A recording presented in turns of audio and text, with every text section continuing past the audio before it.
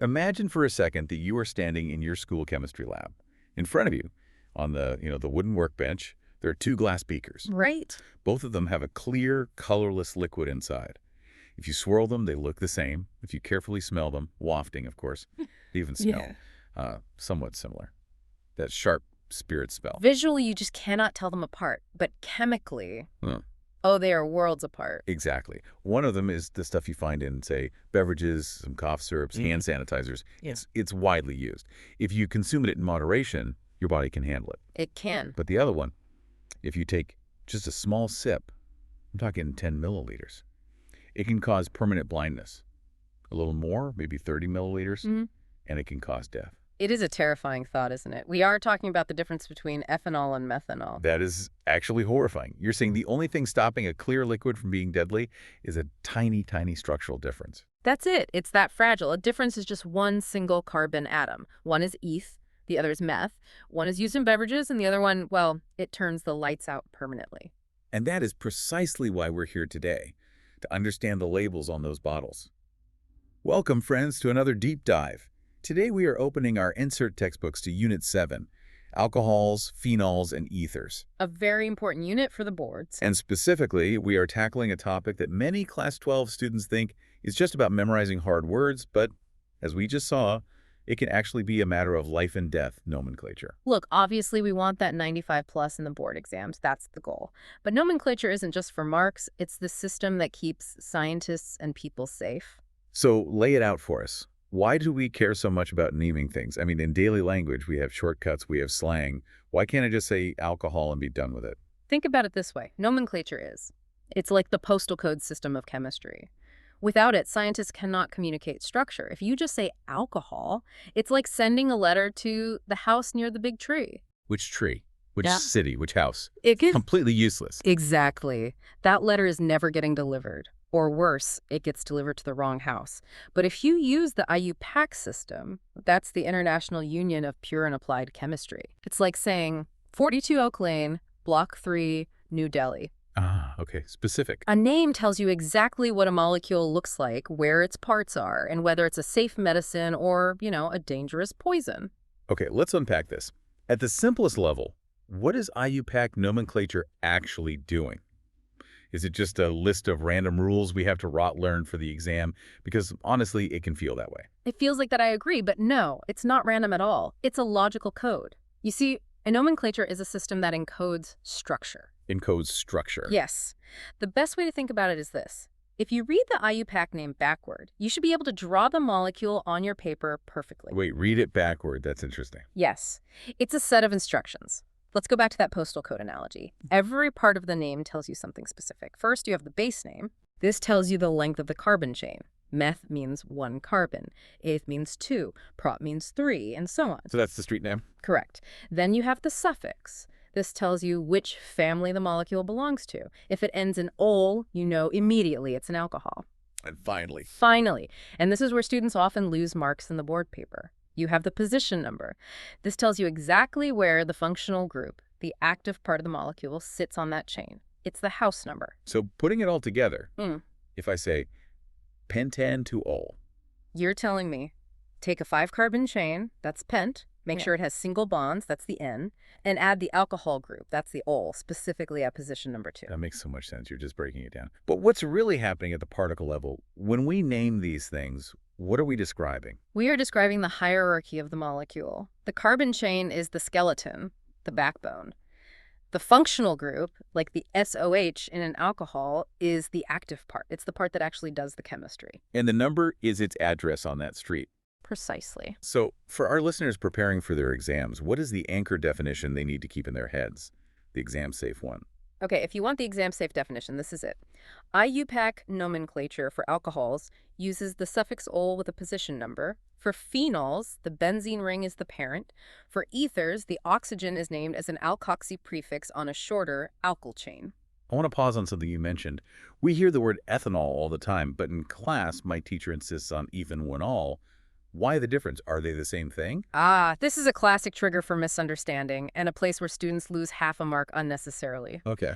Ethanol is a common name, a shortcut. It's acceptable in conversation.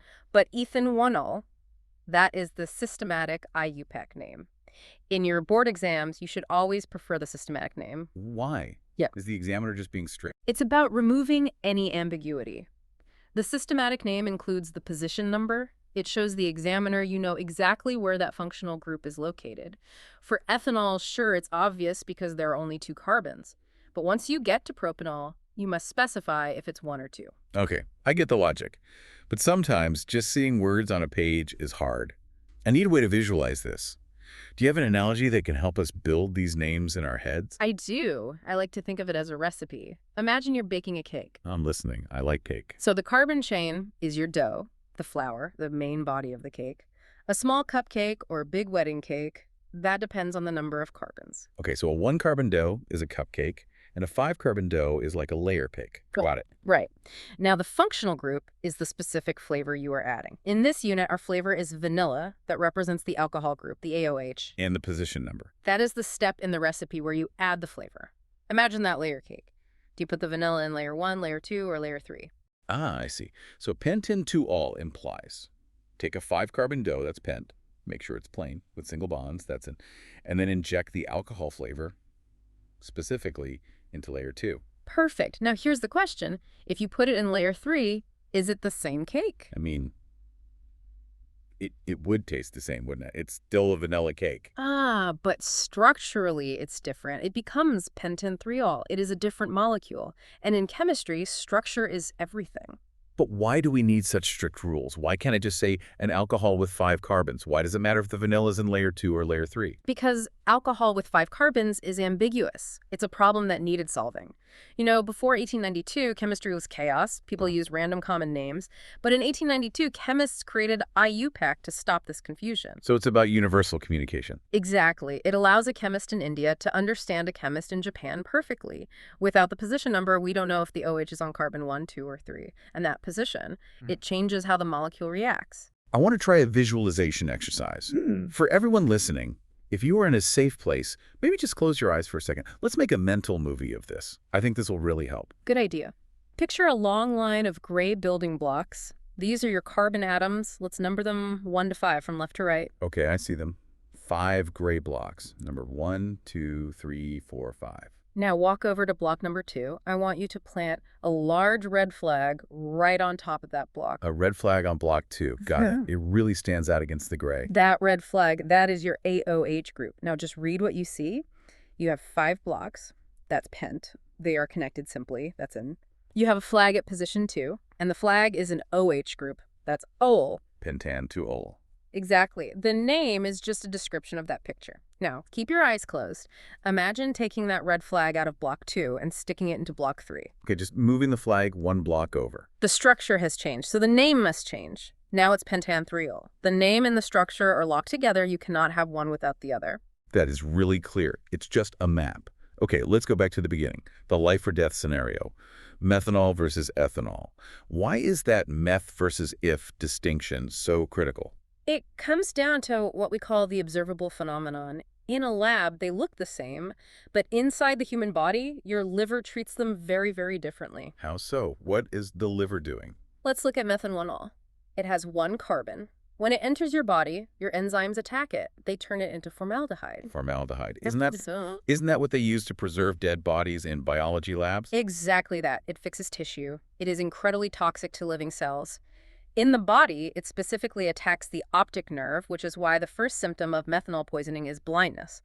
Then it just shuts down everything. That is terrifying. Just 1 carbon atom less, and it becomes a preserving agent inside your body. What about ethanol? Ethanol has 2 carbons. That extra carbon changes the shape just enough that your enzymes convert it into something different, acetaldehyde, and then acetic acid. Acetic acid. That's basically vinegar, right? Correct. And your body can burn vinegar for energy. It's safe in moderation. So the name is literally warning you. Meth means 1 carbon, which means poison. Eth means 2 carbons, which means beverage. Precisely. The name is not just trivia for an exam. It encodes the destiny of that molecule in your body. Does this apply to medicines too? I mean, drug companies must be incredibly careful with this. Absolutely. Let's look at a technology application. Imagine a pharma company is making a specific medicine, and the recipe calls for propan-2-ol. That's isopropyl alcohol, right, like rubbing alcohol. Yes. But suppose there's a mistake in the factory and they accidentally make propan-1-ol. It has the same atoms, C3H8O, but the structure is different. The ASOH is on the end, not in the middle. But does it matter? If the formula is the same, won't it do the same thing? Ideally, a drug is like a key that fits a specific lock in the body, a protein or a receptor. If you change the shape of the key by moving the ASOH group from position 2 to position 1, it won't fit the lock. Or if it's the wrong lock? Or worse, it fits a different lock and causes dangerous side effects. This is why the shipping labels, the nomenclature, must be precise. Wrong name equals wrong drug. You know, it's so counterintuitive.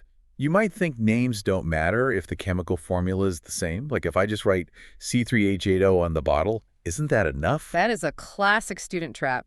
You might think C3H8O is one specific thing, but actually C3H8O can be propanol-1-ol, it can be propan-2-ol, or it could even be methoxyethane. Wait, methoxyethane, that sounds like an ether. It is an ether. An alcohol and an ether can have the exact same chemical formula. This is called functional isomerism. The formula just counts the atoms, the name. Yep. The name distinguishes the structure. That's a major Yeah. moment for me. The formula is just the pile of bricks. The name is the blueprint for the house. Correct. And you cannot build the house just by looking at the pile of bricks. All right, let's get down to business. For the students listening who are aiming for that 95 plus in their board exams, we need the gold standard rules. Let's talk about where students actually lose marks. Right. Let's break this down into exam-safe rules. If you follow these, you will not lose marks on this topic. Rule number 1. The longest chain rule. Always find the longest carbon chain that contains the ASOH group. That becomes your base name. Okay, but what if there's a longer chain that doesn't have the OH group? Say I have a chain of 6 carbons, but the OH is attached to a shorter branch of only 4 carbons. Good question. The OH group is the VIP, the very important person. The main chain must include the VIP. Even if another chain is longer, if it doesn't hold the OH, it's not the parent chain. Got it. The VIP rule. Rule number 2. Numbering priority. This is where silly mistakes happen. You must number the chains starting from the end that is nearest to the OH group. You want the OH to have the lowest possible number. So if I count from the left and the OH is at carbon 4, but I count from the right and it's at 2. You must choose 2. It is penton-2-ol, never penton-4-ol, lowest locant rule. Okay, lowest number wins. Now what about phenols? That ring seems to make things tricky. Phenol priority. This is a big one. If an OH is directly attached to a benzene ring, the parent name is phenol. Do not treat the ring as just a branch. That benzene plus OH unit is the boss. Can you give us an example of a trap here that a paper setter might use? Sure. Imagine a benzene ring with an OH group and also a methyl group. If the OH is directly on the ring, the parent is phenol. You start numbering at the OH as position 1. So if the methyl is next door, it's 2-methylphenol. Okay, but what if the OH is not directly on the ring? What if it's on a carbon that's attached to the ring? Excellent question. That is the trap. If you have a benzene ring attached to a CH2 group, which is then attached to an OH, the OH is not touching the ring directly, so it is not a phenol. So what is it? It is phenylmethanol, or benzyl alcohol. The parent is the one carbon holding the OH. The ring is just a guest, a substituent. Wow. So direct contact with the ring makes it phenol. Indirect contact makes it an alcohol. Exactly. That distinction is a favorite for exams. And finally, the tricky one, ethers. They always feel like the weird cousins of the family. Yes, ethers are often confusing because the name is split. Just remember, ethers are named as alkoxyalkanes. Alkoxyalkanes. How do we decide which part is which? Say I have an oxygen between a metal group and an ethyl group. Who gets to be the alkane, and who gets demoted to alkoxy? It's a bit sizist, I'm afraid. The oxygen always goes with the shorter carbon chain to form the prefix, the alkoxy part. The longer carbon chain gets to be the parent alkane. It feels like a betrayal. The oxygen chooses the small guy. Think of it like the oxygen is bullying the smaller group. It grabs it and says, "You are with me now." The big group gets to keep its family name. Okay, let's apply this. Oxygen between a 1-carbon group, methyl, and a 2-carbon group, ethyl. The 1 carbon is shorter, so the oxygen grabs it. Methyl becomes methoxy. The 2-carbon chain is the boss. It remains ethane. So the name is methoxyate. Methoxyethane. Why not ethoxymethane? Because that would mean the oxygen went with the larger group, ethyl. That violates the rule. The larger group must be the parent alkane. Got it. Small group plus oxygen equals the prefix. Big group is the parent. And the tieback here is crucial, right? Absolutely. Getting the numbering or the parent chain wrong changes the compound's identity in the examiner's eyes. In a synthesis problem, if you name the starting material wrong, your entire reaction mechanism will be marked wrong. So, precision is key. Don't rush the naming step. Never rush the naming step. It is the foundation for everything that follows. Let's do a quick revision summary before we wrap up. Yeah. We have covered a lot, from deadly poisons to bullying oxygens. Let's recap. First, the core idea. Nomenclature is not random. It's a recipe or a postal code that encodes the structure of the molecule. Second, the visual. Remember the gray blocks with the red flag. The position of that flag determines the name and the properties. If you move the flag, you change the molecule. Third, the warning. Never forget methanol versus ethanol. One carbon atom changes a beverage into a poison. The name alerts you to this danger. And the golden rules for exams. Always number your carbon chain from the side closest to the functional group. For phenols, the OH on the ring makes it the boss. And for ethers, The oxygen goes with the small group. exactly. Methoxyethane, not ethoxymethane. Simple, clear, and essential. Friends, thank you for joining us on this deep dive into nomenclature. We hope this makes Unit 7 feel a little less like a list of rules and more like a logical language. It really is a language. Once you learn to speak it, organic chemistry becomes a story, not a puzzle. Next time you pick up a bottle of anything, shampoo, medicine, whatever it is, look at the ingredients. Look for those IUPAC names and ask yourself, can I draw the structure just by reading this? It's a great way to practice. Keep studying, keep curious, and we'll catch you on the next deep dive. All the best for your preparations. All the best.